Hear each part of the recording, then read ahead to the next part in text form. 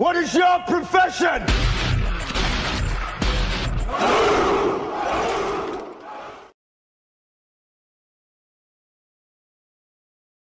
So here we are, 2,000 points of Blood Angels and Deathwatch. We've got quite an interesting list here for you today. So starting off with the Deathwatch detachment, we have a captain with heavy thunderhammer and a jump pack, a venerable dreadnought with twin las cannon, storm bolter and dreadnought close combat weapon. We have a contempt dreadnought with dreadnought close combat weapon, storm bolter and the, I think it's Kyros assault cannon. We also have a Dorado with its 2 lots of Dorado autocannons, double heavy bolter and the Avalos missile launcher. Starting with the Blood Angels, we have a captain with dual lightning claws, a Librarian dreadnought with force halberd, dreadnought close combat weapon and a melter gun. We also have a Furioso dreadnought with Furioso claw, frag cannon and heavy flamer. Another Furioso with dual claws, and I believe it's got a melter gun under one wrist and a heavy flame under the other. Is that correct? Mm-hmm. Okay. 2 lots of 5 tactical marines, no upgrades. 3 assault cannon razorbacks, one of which has a hunter killer missile. And do they all have storm bolters? Mm-hmm. Yes, they've all got storm bolters as well. And rounding out the force, a unit of 5 scouts, camo cloaks and sniper rifles. So there we go. Dreadnought heavy list.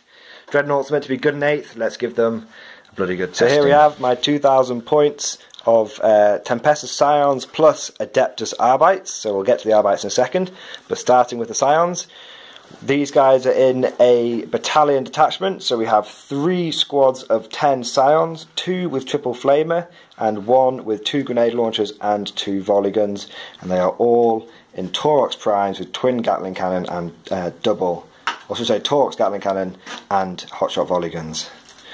Moving over, we have 2 more 10-man squads, each one with 3 melter guns in it, and this sergeant has a power sword. We then have 2 Tempestus Scion command squads with quad plasma in each one, and a Scion prime with each one has a bolt pistol and a power sword. Moving on to the Arbites, these guys are going to be represented by Ultramarine scouts today. So we have 3 squads of scouts, 2 with shotguns and sergeant with a power maul in Landspeeder Storms with heavy bolter and Cerberus launcher. And then we have another squad, sergeant has a storm bolter, a power maul, and there's 3 bolters and a heavy bolter in there, and they're also in a Landspeeder Storm with heavy bolter and Cerberus launcher. And finally, we have 3 squads of Space Marine scouts on bikes. Each one has 2 Astartes grenade launchers, and the sergeant has twin bolt gun. And this force is led today by a captain on bike with a power maul. And these guys are in the fast attack detachment, which I believe is the Vanguard detachment. So, oh no, sorry, the Outrider detachment. So these guys are an Outrider detachment, and these guys are in a battalion. So here is the battlefield after deployment. The mission is secure and control, and the objective for the Scions is here, and the objective for Space Marines is there. So the Scions are deployed, a couple of squads in Taurox primes over here, 2 flamer squads, grenade launcher volley gun squad here, and then a whole mess of Arbites here, bikes, speeders, the captain, all on this flank. The rest of it is in reserve, 2 melter squads, 2 command squads and 2 commanders. Coming over here to Blood Angel Deathwatch force, we have a line of dreadnoughts and razorbacks. There we go. So in terms of terrain, what we're saying is, if you're on top of these, they count as cover. If you're behind them, it's just line of sight blocking. If you're behind these, that counts as being behind cover as well. That's like having a wall. And yeah, if you're on top of these as well, and if you manage to somehow get on top of these, that's +1 cover, sort of scrabbling around inside the sort of generators and stuff. So lots of line of sight blocking terrain, lots of cover. This terrain and battle mat today is brought to you by GameMat.eu, and it's their Imperial base mat and their industrial terrain set. So we'll be back at the end. So currently the Blood Angel Deathwatch forces have turn 1. The Scion Arbite forces will attempt to seize the initiative. No, I will not use a command point to try and redo that. So we will be back at the end of turn 1 Blood Angel. So here are the warlords for each army. The Terminator Captain is going to be the warlord for the Space Marines, and he has the legendary fighter warlord trait, so he has +1 attack. The warlord for the Scions will be this Tempesta Prime, and he will have the relic, the tactical auto reliquary of Tiberius, and he will have the warlord trait Draconian Disciplinarian, so people around him can reroll leadership checks. So Space Marine turn 1, bit of a mixed bag unfortunately. Hit well with this Dreadnought over here against one of the Land Speeder Storms, but rolled a 1 and a 2 for damage, used a command point to re-roll the damage and got a 2. So this Land Speeder Storm over here has got 2 wounds left. Rest of the army move, the Dreadnoughts advance across the line, the assault cannons and the Dorado fired into a couple of bike squads. I was very lucky with my saves and only 4 bikes fell. Probably should have lost a few more than that, but hopefully the Emperor is protecting us. And then over here, an assault cannon and the snipers fired into this Taurox Prime and did 2 wounds. So the Blood Angels have definitely advanced aggressively. Let's see what the response of the Arbites is going to be. So the Scions have dropped in and they have done what Scions do best, execute a tactical surgical strike.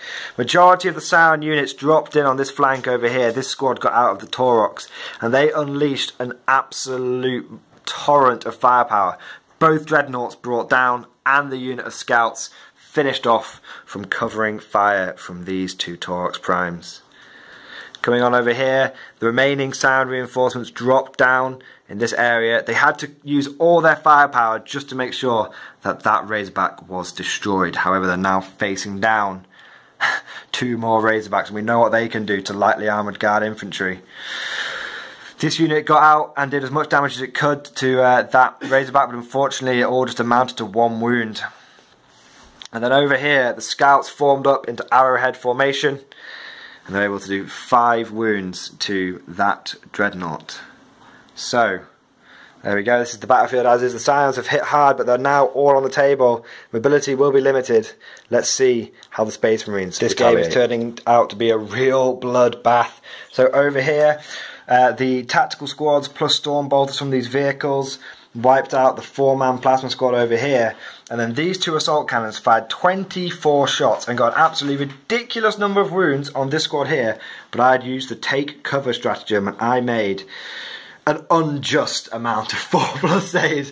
It was pretty frustrating for Johnny, but he was able to redeem himself over here, because as you can see, don't send the police into a battlefield is all I can say, because these Arbites are really struggling now.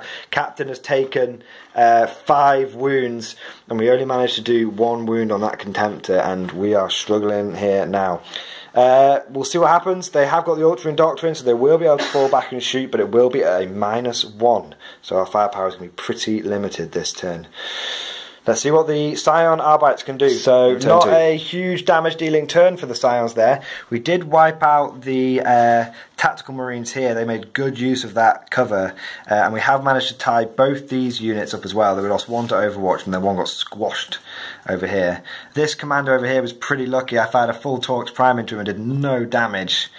The rest of my forces, the Melter Squad's got in that Taurox and it has Pop Smoke. This one just moved around here. Warlord and another squad have just moved up here. And we've got a Command Squad just moving into position there. Cheeky line breaker maybe later in the game. Over here, swinging all the way around, the Arbites are forming a shield wall to stop these rioting Dreadnoughts. We managed to do 4 wounds to the Captain and another wound to the Dreadnought over here. And this Captain, this dice is for him. So, there we go. 1 flank struggling. The centre, a bit of a draw. And the right flank for the Scions doing pretty well. Let's see how the Blood Angels Deathwatch can respond. A pretty devastating turn for the Deathwatch Blood Angel Alliance. Blood Boil was able to finish off the Captain, and then these 3 units charged in. There are a few brave Arbites holding, but it's looking pretty grim over here. Moving over to the centre of the board, some Scions were cut down, but these vehicles have not been able to shoot them this turn, so that was pretty good. But this Dreadnought plus the Dorado were able to blow up this Torx Prime. However, no one was lost in getting out, so that's good. And the captain came in, he sliced, he diced, and he killed a lot of Scions over here. However, he was pretty lucky. I got lots of hits with my melter guns, but Johnny was able to make his 4+ saves thanks to a command point reroll. Otherwise, that captain may have died. So lots of damage done, but the Scions aren't out of this game yet. Let's see what they can do in their turn 3. So here we are. Scion turn 3. Not a lot of damage done, to be honest. We managed to put 4 wounds on that captain, and we've moved up round here. As you can see, everyone charged in against the captain. The power sword on the Tempesta Prime wasn't enough to hurt him, unfortunately. I was then able to cause a failed wound on the captain, which would have killed him, but Johnny was forced to burn his last command point. So it was maybe not, maybe sort of balanced out tactically. Johnny has no more command points to lean on now, but I did lose my Tempesta Prime in return. I thought he had a refractor shield, and then when we checked, he doesn't. He's the only officer which doesn't have a refractor shield, so 4 wounds just sliced him apart. Over here, I've managed to do 2 wounds to this Razorback and continue to tie them up. And then over here, the last remaining dregs of the Arbites were unable to damage that Dreadnought. Did do plenty of wounds to him, but he just made his saves. So, sounds like a bit thin on the ground. It's going to be pretty powerful for their. They're going to be a pretty powerful turn, but let's see what they can do. So, really, really powerful Deathwatch Blood Angels turn. Captain had another sliced up 5 guys, and they managed to do another wound to him. He rolled the dice and he made it. We both had the feeling he wasn't going to, but he did, unfortunately. Over here, these units have moved to try and secure the Scion home objective, and these 2 units over here, he finished off the Scion squad that's been tying up those vehicles all game, and he finished off the remainder of the Arbites. The Dreadnought and the Dodero managed to blow up the last Torx Prime.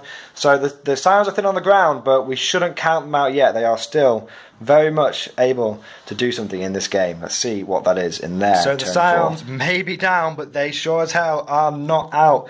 Pinpoint lasgun fire from this squad over here. They were able to get back into the fight thanks to the Warlord. Reduced the captain to a smouldering husk. Maybe not quite. He failed 1 out of 4 armor saves. Just got 1 through the eye socket. Over here, everything that we could. Melter squad, Flamer lasgun squad, and even a couple of cheeky plasma shots, although one of them killed himself on the overheat. We were able to reduce this Razorback with a tactical marine squad inside just to 2 wounds. So it's pretty limited on its shooting and its mobility now. And that was it. I mean, there's a lot of stuff over here. Currently my objective is not being held by myself, and there are Dreadnoughts. I mean, this one is on 1 wound. There are Dreadnoughts and other things still left alive, but the Scions definitely were able to achieve something that turn. It's going to be a very, very key turn 5 for the Blood Angel Deathwatch Alliance. So a good turn for the Deathwatch. They may have done what they needed to do. They deleted this squad here. They just made sure they were gone. They didn't want to leave it down to battle shock. If 1 guy remained, it could have been the difference between victory and defeat. And what other remaining firepower went into this squad? Really missed not having a command point to spend on take cover. Would have made a big difference. Half their number has been brought down. That's it. So hopefully, from the science point of view, their turn will be the last turn. It's turn 5 Scions. Let's see what we can achieve. So, absolutely epic final turn. Really clutch moment.